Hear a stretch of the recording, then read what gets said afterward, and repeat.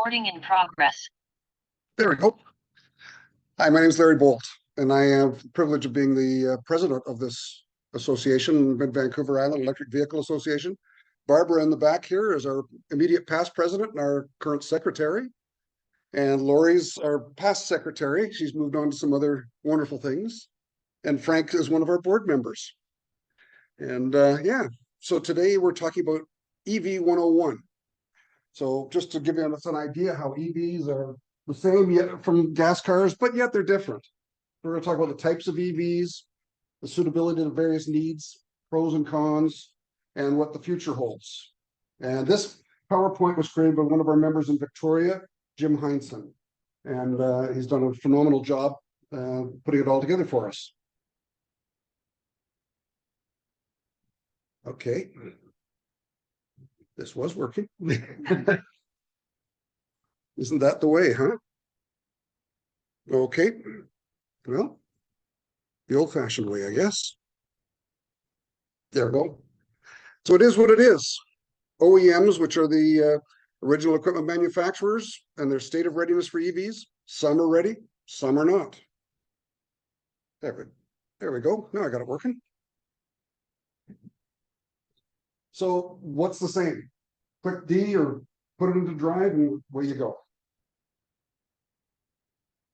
Batteries and that we look at are a kilowatt hour is what we refer to. And 1 kilowatt hour is equivalent of a 4-foot baseboard heater running for 1 hour. And powered in energy terms, so the fuel for gas vehicles, of course, is liters. Electric vehicles, kilowatt hours. Energy storage is a gas tank versus a battery. Horsepower versus kilowatts. 1.34 horsepower equals 1 kilowatt. Mileage is liters per 100 kilometers and kilowatt hours per 100 kilometers. And fuel delivery speed is in kilowatts in electric, but they don't show that for gas.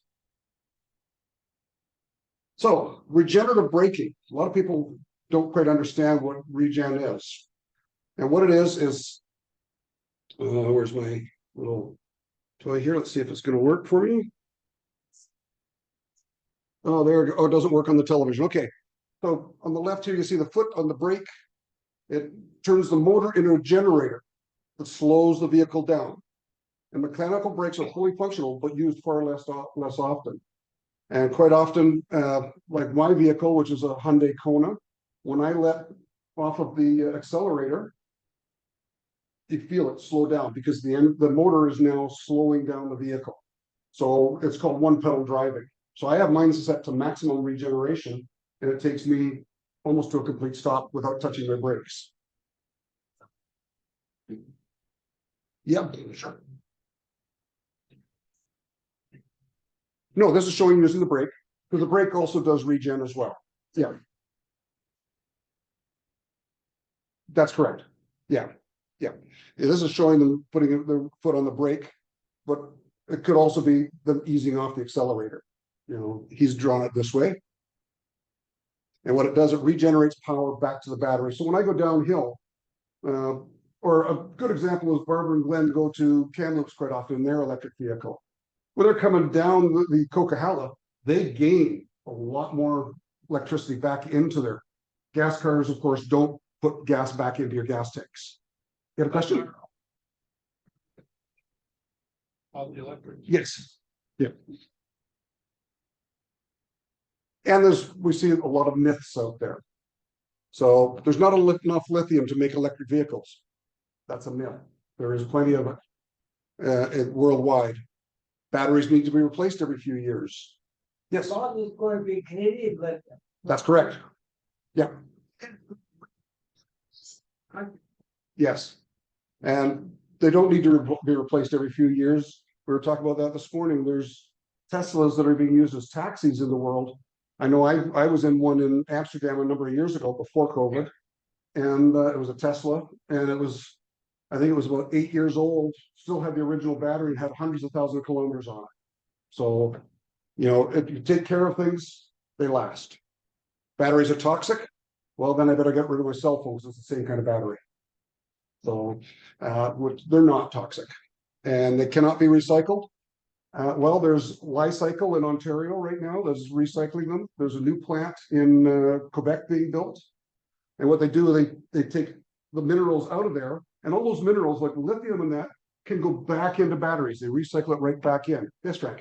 Nissan sends a battery to Episher here in BC, and they recycle. Yep. And another area that batteries are being recycled in a different way is particularly down in California where they get a lot of sun and solar they're using. They take those battery packs and stack them for their energy storage. So if they have a power failure, they don't, because it's all battery stored. And EVs are not cleaner because the grid runs on fossil fuels. Well, we know in BC, ours is all on water with our dams and so on. We'll need 10 Site Cs to charge them. BC Hydro actually disputes that on their website. They tell us that they're selling megawatts of power elsewhere that they already have. So we have the electricity now. And what we're hearing now is that they're looking at doing a time of charge. So if you charge after certain or use certain appliances after a certain time, you get a little bit lower rate in price, and that then spreads the amount out. Site C. Site C dam. It's a big dam that's under construction right now here in British Columbia. I'm sorry, yeah. North of Prince George, yes. They're only good for urban travel. Well, Frank, you went where last year? Ontario or back to the East Coast? Southern US, California, Palm Springs, 3-4 times. Yeah. Ontario a couple times. So So you know where you're going. yep. Yeah. EVs will never catch on. They're just a fad. I just saw a post, and I'm going to have to do some more digging on it. I just saw it today about British Columbia. The numbers are out, and it's just a huge increase in electric vehicles. Went from like 27,000 4 years ago to 106,000 now registered in BC, and it continues to grow. EVs are too expensive. We'll touch on that a little later. And they have insufficient range. Yes, Stan. A lot of people are getting pickup trucks they don't really need. Yeah. And you say look at the price of a decent pickup and you'll find it's better.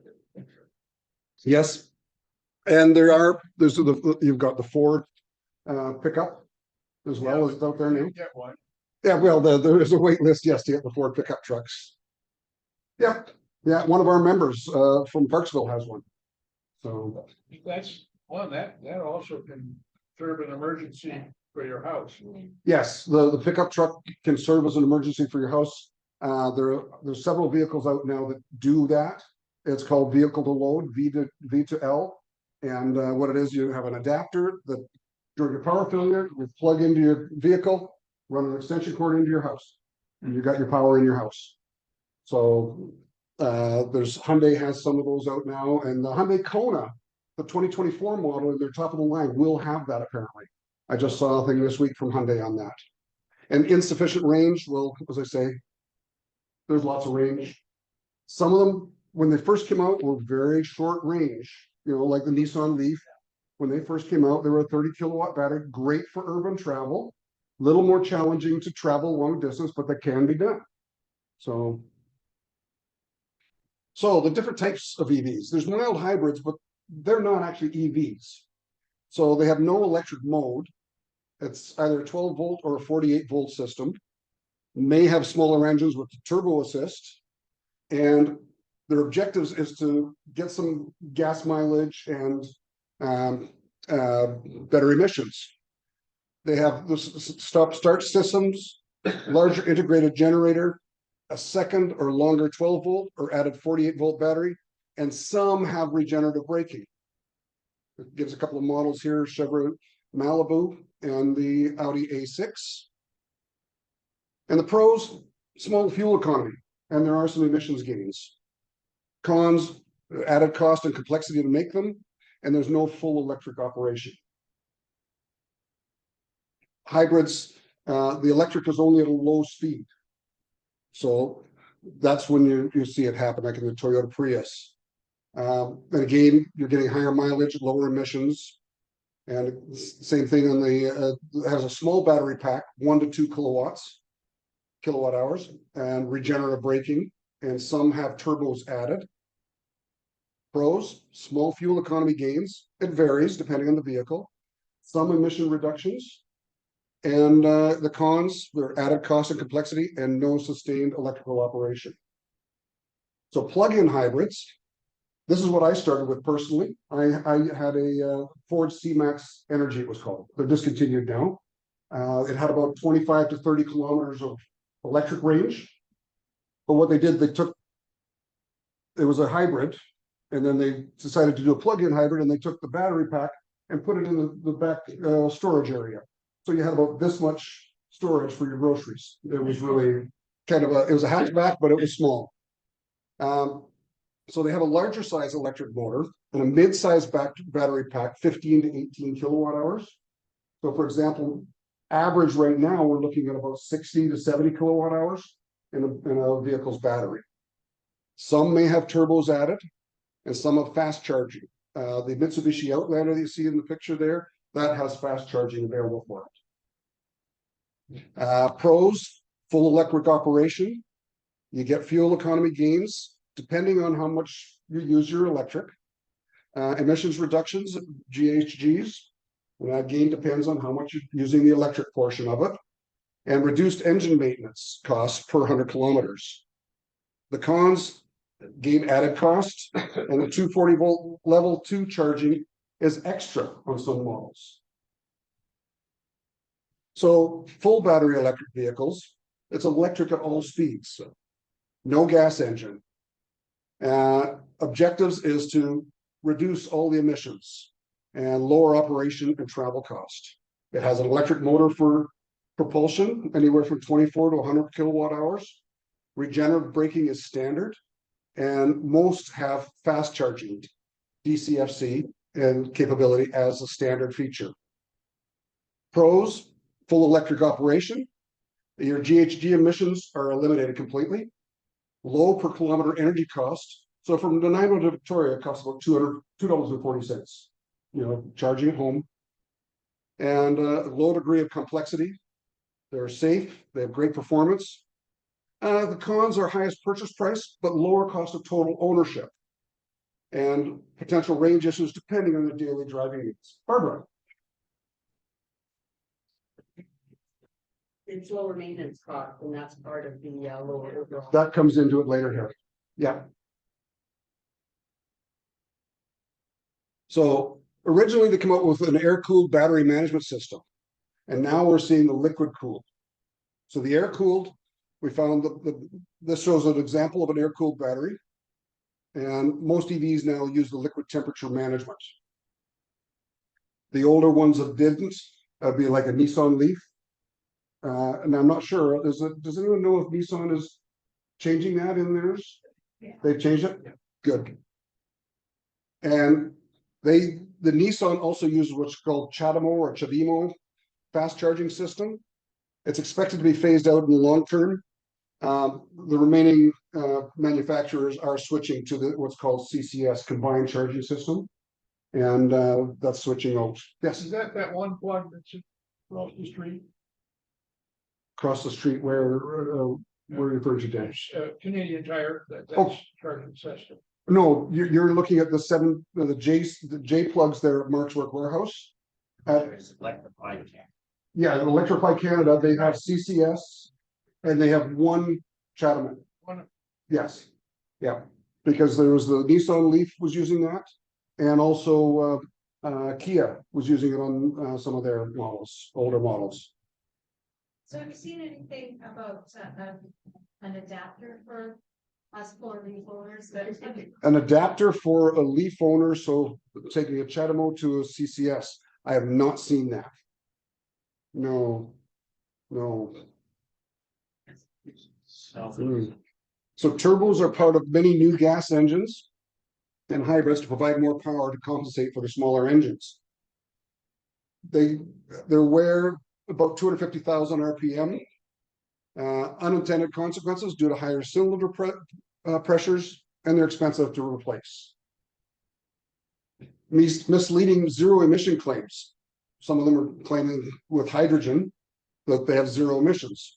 The upstream emissions of CO2 and fugitive methane they're referring to here. Poor efficiency in logistics and expensive to fuel and operate, exceptionally high infrastructure cost for hydrogen vehicles. So the total cost of ownership, this is what Barb was talking about. So 10 to 15% of the cost of gasoline. So if you're think about that, and the cost of a liter of gas is what, almost $2 a liter. 10 to 15% of that is your cost with electricity. I read a different way of doing it. If you convert all of the energy, it's equivalent to a regular gas car. But it gets 110 miles per gallon. That's yes. 110 miles per gallon would be the equivalent approximately in the cost. Yeah. There's no oil changes or regular maintenance required on electric vehicles. Brake work is rare because of that regenerative braking we talked about earlier. And so you're going to get over 200,000 on average on your brakes. Kilometers I'm referring to. EVs are trending to be the same purchase cost as gas vehicles, similarly equipped. They are coming down in price, we're seeing. Tesla just recently had a big price drop on theirs. Sorry? Thursday. They had another one Thursday? Okay, because they had one before, so that's good. It's 5, 6. Okay, and I know some people who just picked one up, so, So for example, a family member was paying $323 for a lease, $250 per month for gas, and $33 for oil changes and annualized brake repair. So they've annualized that $33 out. You're not paying $33 for a brake job or an oil change. It's annualized out, right? And so now, all in, that's $606 a month. Now they're paying $433 to lease the EV, $40 a month for electricity, and that leaves them $133 a month by having an electric vehicle all in. So it's considerable savings. Yes, Frank? I'm running around $40 for two cars, two levers. Because we drove fairly low mileage down. Yeah. So Frank drives fairly low mileage and he has two EVs and is paying about $40 a month. And he never slams the pedal to the metal. Okay, so we've got the complexity of the two different kinds of vehicles. So the engine compartment of a gasoline car is filled with complex systems, and the power compartment of an electric vehicle is much simpler. No transmission or clutches, no pistons, rings, rods, valves, or camshafts, no drive belts for air conditioning, steering, or alternator, no spark plugs, fuel injectors, or turbos, no timing chain or integrated water pump, no engine control module or sub-modules, no oil system, pollution controls or sensors, no headers, and the most stolen item these days in cars, catalytic converters, mufflers, or tailpipe. There's over 2,000 moving parts to the drive shaft in a gas vehicle, 3 moving parts to the drive shaft in an electric vehicle. The emissions, internal combustion engine vehicles. So gasoline, on an average of a year, 2,270 liters, 1.8 tons, 6 tons of CO2, 40 pounds of nitrous oxide, volatile organic compounds, 2 pounds, and particulate matter, 20 grams. Electric vehicles, driving 4,300 kilometers, 0 across the board. So much better for our climate. And you see the bottom undersides of the vehicles. The underside here is all covered in, and there's a lot exposed in a gas vehicle. Safety 5-star ratings. With the absence of the solid engine block, it allows for a fully engineered impact absorption. So that's an important part. The electric vehicles are getting so many 5-star ratings from the various testing places. And a low center of gravity, because the battery's under the floor, EVs refuse to roll over. So features, some of the differences again, more cabin space in the same vehicle length from a gas to an electric. Instant heat, heat pumps instead of heat generated glycol. Instant heated seats and steering wheel.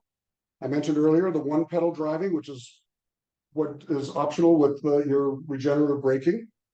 No oil leaks in our garages or stains. No gas smells, particularly for those who have sensitivity to fragrances. Smooth, quiet operation. It's kind of like riding a skateboard. No EV noise. When you do hear them, it's fake because it's mandated by government. They have to have a noise to them because of the blank out there. So they hear them. And it turns off automatically over 20 kilometers an hour. And you're not standing in the wet and cold ever, pumping gas. Yes, Barbara? With the cabin space, a lot of people don't realize that when there's that hump in the middle of the floor in an electric vehicle, like your backseat floor is completely level. Yes, backseat floor is completely level without a hump because of the space for the battery. There are some exceptions to that rule. My Hyundai Kona has the hump because it's designed as a gas car because they have gas models, and so they just use the same platform. So it has a hump. Yes, Barbara.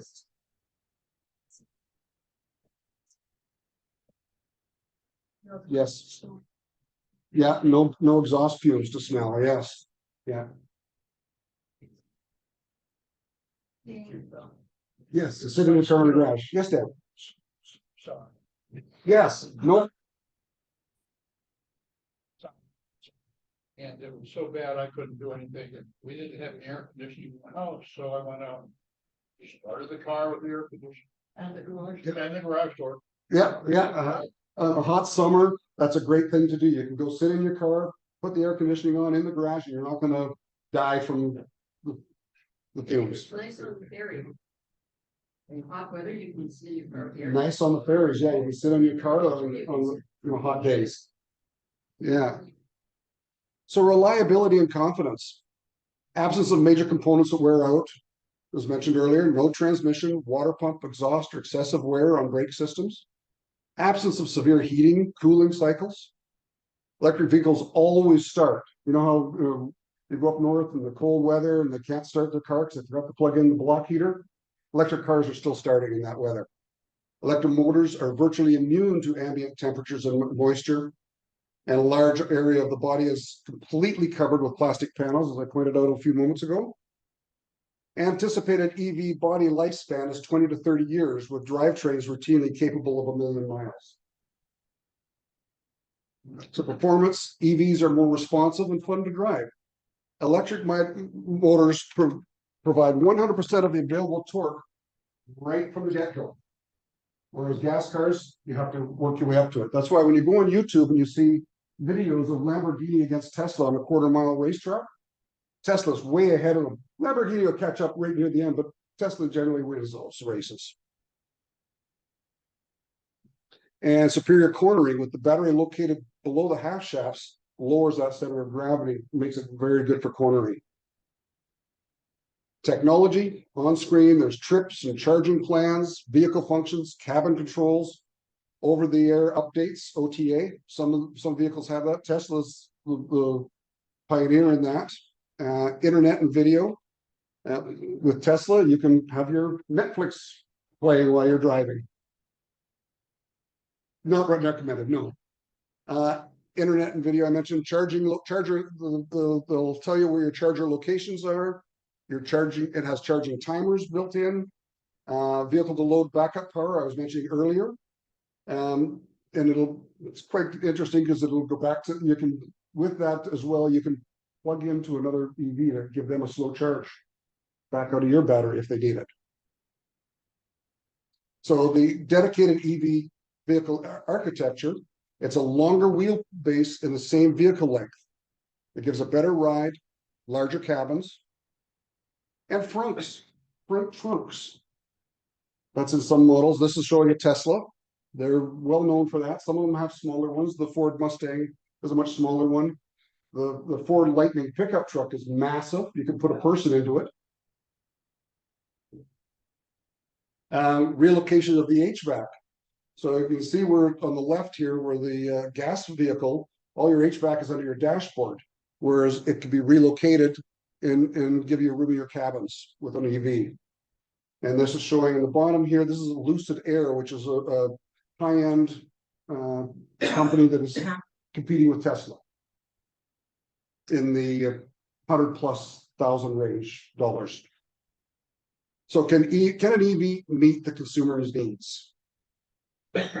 Access to home, we need access to home charging, battery electric vehicles, yes. Plug-in hybrid, yes, you could do that. Daily travel distance, usually under 300 kilometers, and that's with a 60 kilowatt battery. Plug-in hybrids unlimited because you've got some gas kicking in there with it. Occasional long trips, battery electric. You've got some trade-offs in the 600 kilometer range. Plug-in hybrid is unlimited again. Battery electric for frequent long trips has its trade-offs. And again, plug-in hybrid is unlimited, but you're still burning gas. So this shows from the NIMO an average range of where one of these vehicles on the left, the new Nissan, isn't it Aria? Thank you. The Mustang Mach-E, the Kia EV6, and the Model S, which has a 650 kilometer range. Gives you an idea of where you could drive from this. I've just been planning a trip for August, and I used one of the apps and it was on my computer calculating out where I'll need to stop to charge, and going to Edmonton this summer to meet a grandson. So EV planning range, you're going to plan 300 kilometers in summer on average, and 200 kilometers in winter, because colder weather, your battery is not as it's not as effective in affecting us here because of our climate. But the northern climes, where my son lives in Edmonton or Whitehorse, you know, they do run into that. Yes, Dan. We're planning a trip to Tacoma. Tacoma, yes. Looks like we can make it all in one charge, but if you go by way of Port Angeles from the Victoria Ferry, Yes. there's a bunch of chargers at a Walmart. You can stop in Yes. for lunch. Yes. The problem is, and you're talking about going on the Blackball Ferry from downtown Victoria to Port Angeles, or the Sydney to Sydney Anacortes. Yeah, that one's no longer running. So, but yeah, that's a way to do it as well. So, yes. Yes, spend less time charging when you top it up. So more frequent stops, shorter stops, time to get and one of our members always refers to his people ask him, well, what's your range on that? He has an Audi. He says it's more than my bladder. Yeah, so yeah. And so this is what's called the J connector, the J1772. This is a universal one, except for Tesla. Tesla has their own version of a plug. This is the one we see all the time for what's called level 1, which is our standard plug, like my laptop will be plugged into, and then level 2. So if you're charging up to, say, 100 kilometers with a level 1, you're going to be about 10 hours. And that's with a 20 amp breaker. With a 40 amp breaker on the level 2, you're going to be 2.5 hours taking that same time. It's called a J1772. So J is just a short version for it, I guess. So, Yeah, but I wonder why is it called J1772? Some engineer, a long time ago, worked for something in electrical, named it all the stuff. But when they get tested by the various national organizations, they give them names and case numbers and so on. So yeah, there's a lot that it might be about the engineer. okay. I don't know, right? So the question was, why did they call it J1772 or J? Who knows? And it's some technician years ago decided to give it that name. But there's another thing. His name is probably John, exactly. And then this one shows 3 different ones for the what some people call level 3, but the DC fast charging. Is the left is the CHAdeMO, which is being phased out. The CCS, which is the combined charging system, that is the most common. And then, of course, on the far right there is the Tesla. And those different speeds. The Tesla one does not look like a Tesla. Yeah. Two pins. Two pins. Oh, okay. So I'm not sure. That's what he's told us. I didn't put this together, so this was put together by someone else. Yeah, I'll have to ask him about it. But there's different kilowatt charging systems. So my car can accept up to 77 kilowatt hours. Tesla can accept up to 250 kilowatt hours. The Ionic 5, I think, is about 300 kilowatts. Sorry, I'm so used to saying kilowatt hours. So yes, Just in case. that's be the one on the left. That's your J connector. Yeah, but those times are, Yeah, level we're two. 120 volts. That's a standard plug. 12, in 12 hours, we got it up to 100%. Yes, and this is saying to get to 100 kilometers of charge. Yeah, well, we were getting 480 because of Yes, but- driving around town. It's Right. rated at 417.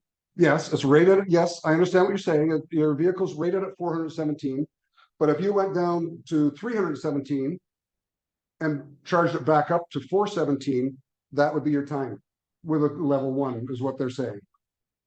I think that's it. It's a home Yeah. charger that you have to buy or get with it. You're talking a level 2. This is I mentioned that 10-hour one is the standard plug that I would plug my laptop into. Level 2 is the one you'd plug your dryer into. Yeah, this is a level 1. Yes, yeah, the plug on the wall is a level 1. Yeah. Yes, yes, sure.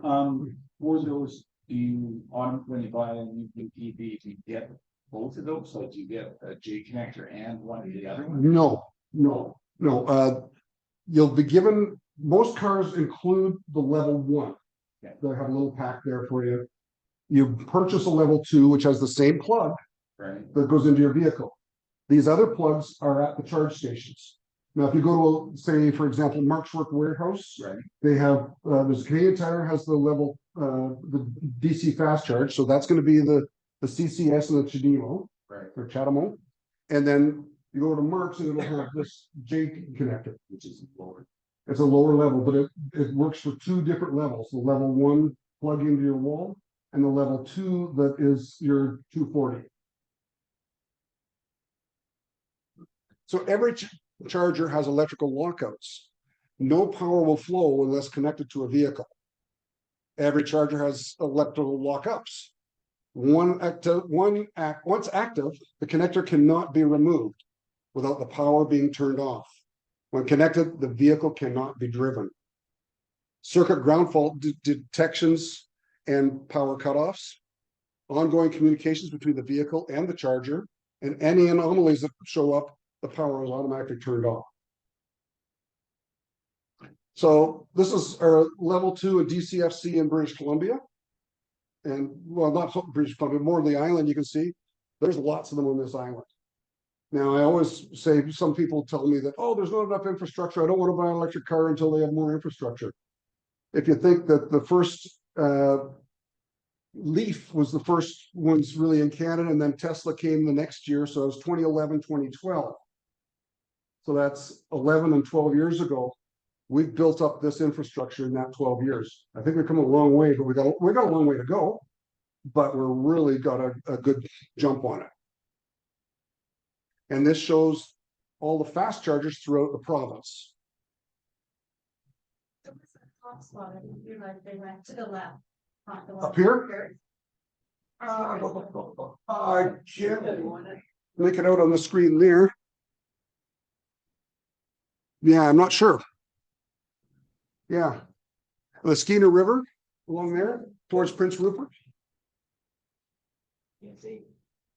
Yeah, I'm not certain. Good question. I couldn't read it on the screen here either. I think BC Hydro has done a pretty good job.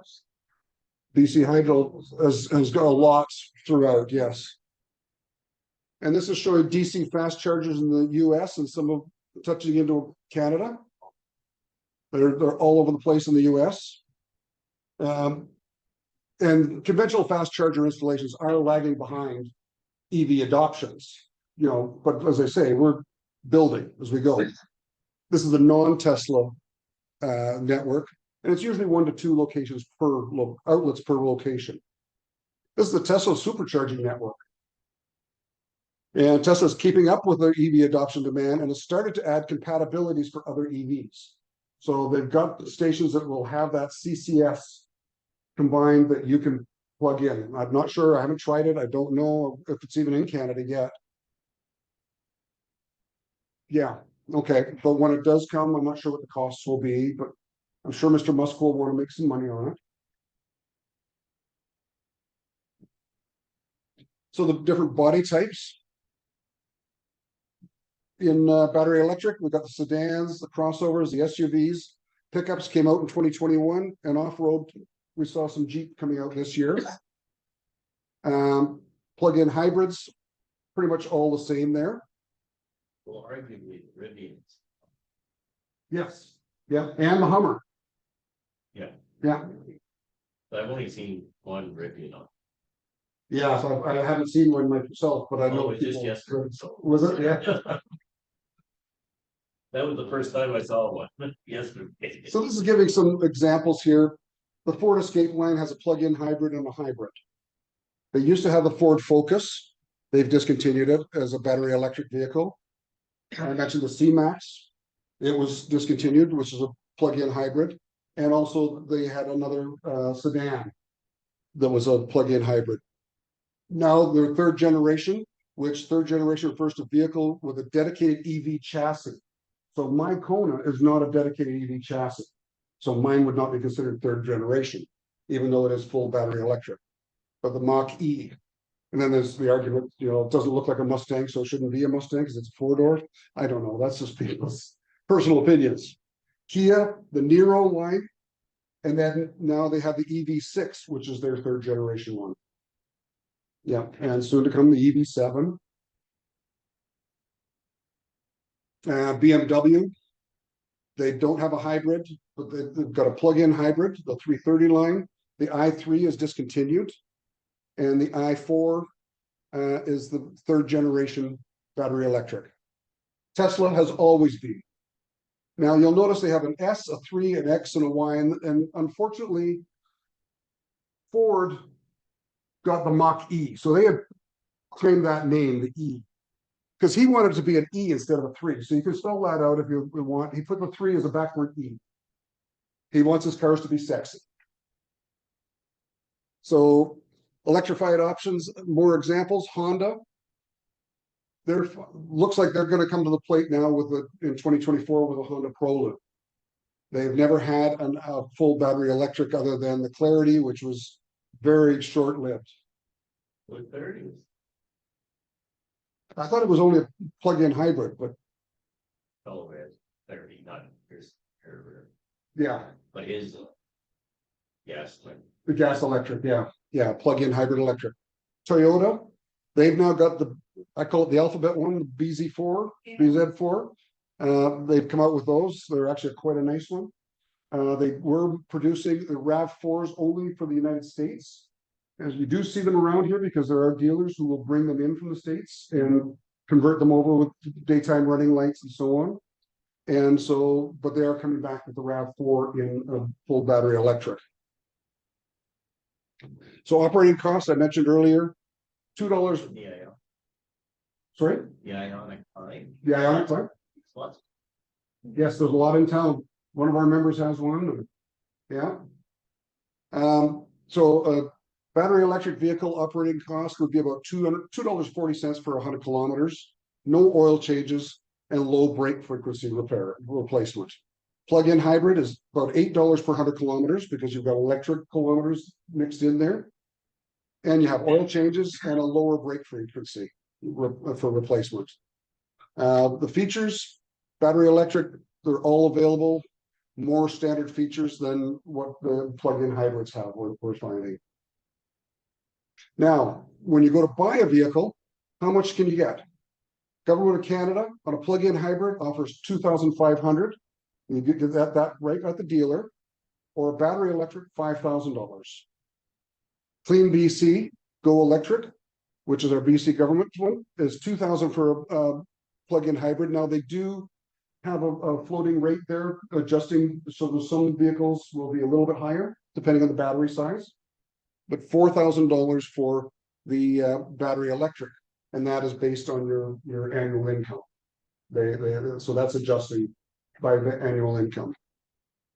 So and then the program called Scrap It, which has declined considerably. It used to be $6,000 to take an older car to get it off the road, and you get $6,000. Now it's down to $300, and which is a shame it's gone that way, because the Scrap It program was funded by the oil industry. They were using that as buying carbon credits for their emissions and that. So the maximum you would get is about 4,800 on a plug-in hybrid, whereas 9,300 on a battery electric. If you're going to get $300, that's a car that you basically push, pull, or drag in, I think. You know, and you have to own it for 6 months before you take it in to get the scrap it. Sorry, like if you qualify for rebate, you get money from Scrap It, they play all sorts of games with the Scrap It. I've heard that the scrap it does play some games with it, you know. Yes, but now you don't go through the dealer for it. You apply through the Scrap It program. So that's a difference. Yes, because the dealers were issued, I'll call it a certificate that they would get, and they'd get so many, and that would be it for the Scrap It program. And so people would come in and want to scrap an old car.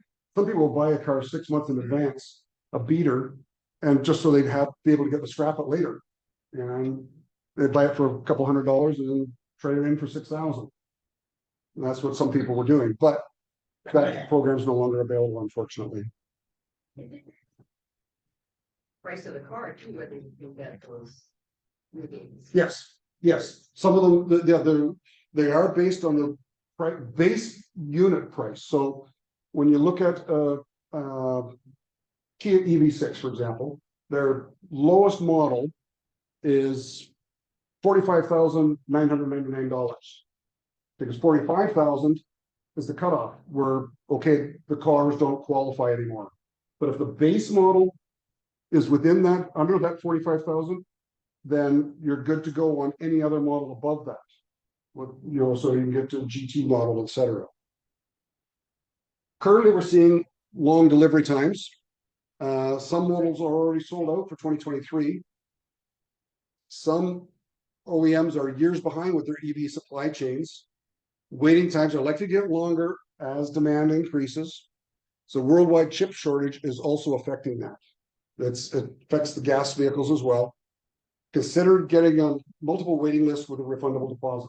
You know, so if you're like Nissan and a Hyundai and that, pay a refundable deposit, and then whichever one you get first, as long as they're the ones you like, and you can always cancel those too. So now, this alexautos.com is tremendous for information on most vehicle makes and models. It's an independent. And another thing we can do is contact your local EV club. That's us. Mid-Vancouver Island Electric Vehicle Association. And down the bottom left is our email or our website address, islandev.org. All righty. I'm just going to. So by the name, is there a South Vancouver Island and a North Vancouver Island? Well,